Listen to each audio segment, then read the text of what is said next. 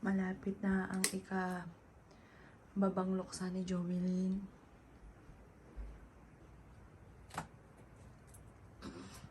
Mga picture na lang yung mga kulang dito at saka mga bulaklak. Tapos ngayong araw na ito, pupunta si Daddy sa may simbahan at ipapa-schedule yung pamisa talaga.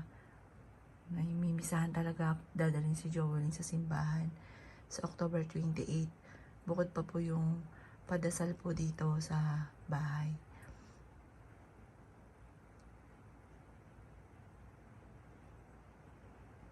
Hanggang ngayon hindi ko matanggap. Hindi ako makapaniwala. Namimiss ko na si Jovelyn. Yung tawa niya, yung bang tipo na hindi siya nahihiya sa ngipin niya dahil buong buo. Napakaganda ng ngipin niya. Kaya madalas pag tumatawa po siya, nakakanga. Makikita niyo po, ayan, ngiti-ngiti po siya. Yung mga ngiting ganyan. Yan. Nung una, ang mga ngiti po niyan, mga ganyan-ganyan lang, ganyan. Pero sabi ko sa kanya, anak, maganda yung ngipin mo, huwag kang mahiya, huwag mong itago yan. Teka po ha, makangiti po yan, wagas. Ayan, wala siya dito. Sa mga videos, yun, yung talagang kitang-kita. Kasi dito, syempre, pag magpipicture yung talagang, ano po siya, i-smile lang. Pero yung sa totoong buhay, kung tumawa po yan, labas na talaga, binubukan yung bibig po niya. Yun. Sinabihan ko po nga rin kasi po yan. Sabi ko, anak, pakita mo ngipin mo. Alagang-alaga namin sa ipin po yan. May pinapapatak para matibay yung ipin. Tapos, yung, ano po siya, yung nagpaturok kami dati, yung lifetime pa yung itinurok po sa kanya. Hindi ko na matandaan ko ano po yun. Lifetime para hindi po siya maging sakitin. Kaya parang panatag na panatag po kami na ano po, parang sipon lang yun. Gagaling din kasi meron na nga po siyang turok na yung mga pang lifetime para hindi maging sakitin. Na sobrang sakit nga po, pinaalala nga po ng doktor na, oh Jovelyn, masakit to. Ito yung parang masakit nga daw po. Kaya kailangan haplusin siya ng mabuti dahil paaring magpasa ng sobra. Yan.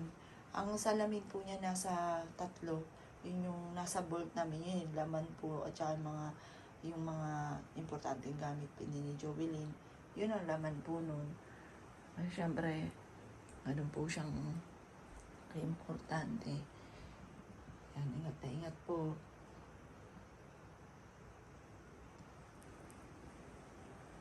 Ito yung pagpapasok siya sa school. Daddy, papasok na ako. Ito po yun. Ayan. Tapos, wala na dito yung iba pa kasi yung kulay na yon, yun yung nag-beach po kami ng last ng 2020, 2022. Tapos, ito yung huling damit po niya na pinapumasok. Ito yung isa sa mga paborito niya na damit. At ito rin yung laging panaginip ko na suot po niyang damit, yung kulay blue. Tapos, ito yung first time niya sumali doon sa event na amoy pa nga po dito, hindi namin nilabahan po yan. Yan na yan. Kung ano po yung kanyang pagkakahubad, pinawisan. Ayun po, yan po yung sinuot ko dyan. Hindi ko hinaano para alaala ng aking anak. Tapos hindi ko rin nilaban yung mga favorite niya sapatos. Ito, favorite po niya suotin. Pati rin to. Ito. Ay, hindi pa yan. Hindi pa yun yung pinaka. Ito. Ayan. Ayan. Tapos, iyan yung Dior. Yan. Tapos yung mga stepy niya sa baba. Yan. Yan yung mga favorite niya. Yan. Na sobrang gamit na. Ito nga po, tsaka ito, hindi pa niya nagagamit po yan. Ito, favorite din niya. Ito, pinaka-favorite din po niya. Yan, yan na po yun. Hindi ko siya nilabahan din. Para yung alaala, tsaka yung amoy ba, para hindi nawawala. Kaya pag pumasok kayo dito sa kwarto niya, ayun, dahil hindi ko na siya sinasarado kasi wala naman nakakapasok dito kahit sino. Ayun, amoy po siya. Yan. Parang feeling ko nga nandito si Jovelyn. Naamoy ko si Jovelyn. Anak, I love you. I love you, anak. Anak, I love you. Nasaan ka man ngayon? Nasa piling ka ni Papa Jesus.